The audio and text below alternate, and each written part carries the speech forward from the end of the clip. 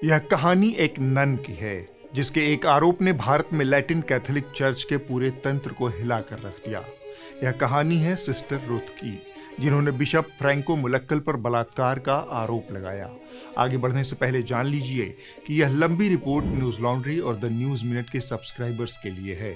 अगर आप यह स्टोरी पढ़ना चाहते हैं तो बहुत आसान है न्यूज लॉन्ड्री को सब्सक्राइब करना। यह विज्ञापन से आजाद पत्रकारिता को आपका महत्वपूर्ण योगदान होगा, क्योंकि जब आप खबरों पर खर्च करेंगे तभी खबरें आज़ाद रहेंगी और आप गर्व से कह पाएंगे, मेरे खर्च पर आज़ाद हैं खबरें। हम सिस्टर रूथ की बात कर रहे थे। रूथ ने 2018 में बिशप फ्रैंको मुलक्कल पर बलात्कार का आरोप लगाया था। मुलक्कल कोई आम आदमी नहीं थे। तत्कालीन पोप फ्रांसिस ने उन्हें लैटिन कैथोलिक चर्च के जालंधर डायसिस का बिशप नियुक्त किया था। उनका प्रभाव कई राज्यों, सैकड़ों मिशनरीज और लाखों अनुयायियों पर था, खासकर केरल में, जहां 60% से ज्यादा आबादी कैथोलिक ईसाई है। बिशप मुलक्कल पर आरोप लगाना रूथ के लिए आसान नहीं था, क्योंकि वो चर्च के प्रभारी थे। ऐसे ताकतवर व्यक्ति के खिलाफ पुलिस में जाने के लिए बड़े साहस की जरूरत थी। इससे पहले भारत में किसी नन ने किसी बिशप पर इतना संगीन आरोप नहीं लगाया था। रूथ की अथाह मुश्किलों की यह तो सिर्फ शुरुआत भर थी। रूथ ने सिर्फ एक ताकतवर बिशप को चुनौती नहीं दी थी, बल्कि एक ऐसी व्यवस्थित सत्ता को भी चुनौती दी थी जो हमेशा चुप्पी और सिर झुकाकर आदेश मानने में यकीन करती है। रूथ ने कई सालों तक इस दबाव को झेला भी। हमसे बातचीत में उन्होंने बताया कि वो अक्सर इस अपराध बोध में रहीं कि कहीं वो कोई पाप कर रही हैं। ऐसा इसलिए भी था क्योंकि उनके साथ हुआ अत्याचार और चर्च के सिखाए गए मूल्यों के बीच जबरदस्त विरोधाभास था, जिस पर उन्हें शर्मिंदगी होती थी। लेकिन उनकी ईश्वर में आस्था ने आगे बढ़ने और लड़ने की ताकत दी। रूथ ने अपने साथ हुए अत्याचार की जानकारी पत्र के जरिए चर्च के शीर्ष अधिकारियों को दी, पर कुछ नहीं बदला। फ्रैंको मुलक्कल अपने पद पर बना रहा। रूथ को इस लड़ाई में साथ मिला सिस्टर लीसी का।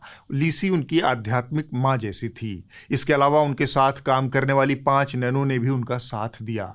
दूसरी तरफ वो ताकतवर चर्च था जो किसी भी कीमत पर अपनी छवि को बचाने की कोशिश कर रहा था।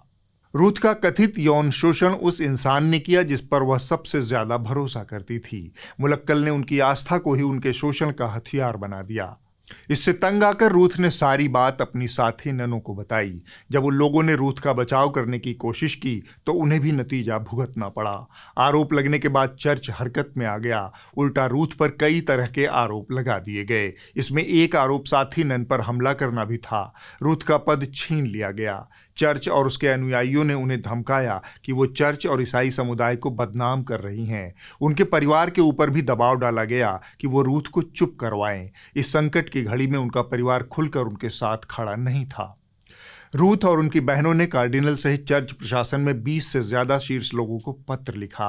रूथ ने पोप को भी चिट्ठी लिखी, लेकिन पोप की तरफ से उन्हें इकलौता जवाब 2023 में मिला, जिसमें उन्होंने कहा था कि वो पोप की प्रार्थनाओं में शामिल रहेंगी। ये महज इत्तेफाक भी हो सकता है कि 2023 में ही मुलक्कल ने पोप फ्रांसिस से मुलाकात की थी। थक हारकर रूथ ने पुलिस में शिकायत दर्ज कराई। यह घटना चर्चा का विषय बन गई, क्योंकि भारत में लैटिन कैथोलिक चर्च के इतिहास में ऐसा मामला पहली बार सामने आया था। पुलिस में शिकायत के बाद भी मुलक्कल की गतिविधियों पर कोई फर्क नहीं पड़ा। कोच्चि में इसको लेकर एक विरोध प्रदर्शन हुआ जो बढ़ता गया। बड़ी तादाद में पूर्व नन, सामाजिक कार्यकर्ता और नागरिक संगठन मुलक्कल की गिरफ्तारी की मांग करते हुए इस विरोध प्रदर्शन में शामिल हुए।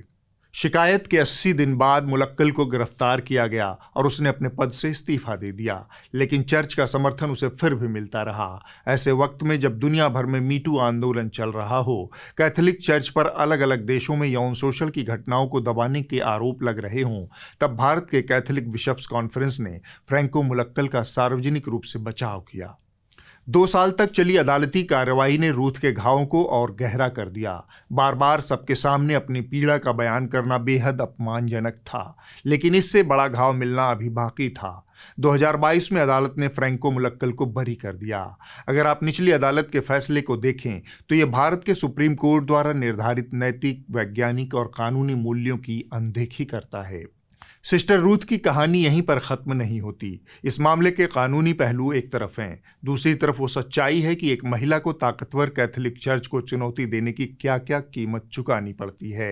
वो क्या स्थिति होती है जब आपको डराने वालों के सामने खुद को अडिग बनाए रखना होता है, जब खबर दुनिया की निगाहों से दूर हो जाती है, जब सारा शोरगुल थम जाता है, उसके बाद ज़िंदगी किस तरह से आगे बढ़ती है, वह कहानी ज़्यादा महत्वपूर्ण है।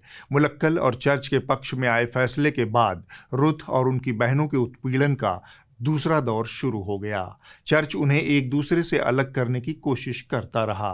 उनके वजीफे बंद हो गए और उन्हें काम से निकालने की धमकियां दी गई। चर्च के दबाव में बाकी ननों ने भी उनका बहिष्कार कर दिया। रूथ का साथ देने वाली शुरुआती 5 ननों में से सिर्फ 2 ही उनके साथ रह गई। उन्होंने चर्च का साथ छोड़ दिया। उनकी आध्यात्मिक मालीसी अब पुलिस सुरक्षा में अपने कॉन्वेंट के भीतर अकेले रहती हैं।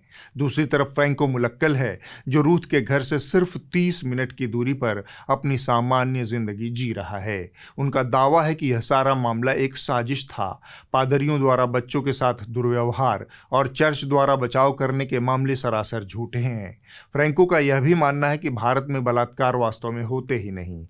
पर रूथ की लड़ाई अभी खत्म नहीं हुई है। उन्होंने हाईकोर्ट में इस फैसले के खिलाफ अपील की है। न्याय पाने का उनका विश्वास और संकल्प अटूट है। नन बनने की चाहत रखने वाली एक युवा लड़की से एक ऐसी नन बनने तक का लंबा सफर रूथ ने तय किया है जिसे उसके अपने चर्च ने ही नकार दिया है। उस चर्च ने जिसके लिए रूथ ने अपना सारा जीवन समर्पित कर दिया। हमारी साथी निधि सुरेश की यह रिपोर्ट पढ़ना आसान नहीं है। एक रिपोर्टर के तौर पर इसे करना उससे भी ज़्यादा मुश्किल काम था। दुख, डर और कभी कभी असहाय बना देने वाली घटनाओं से भरी है ये कहानी। असल में यह अटूट साहस और संकल्प की कहानी है। सिस्टर रूथ ने उस व्यवस्था के खिलाफ आवाज़ उठाई जिसने अतीत में हमेशा पीड़ितों को ही चुप करने का काम किया है, जबकि अत्याचारी खुलेआम घूमते रहे।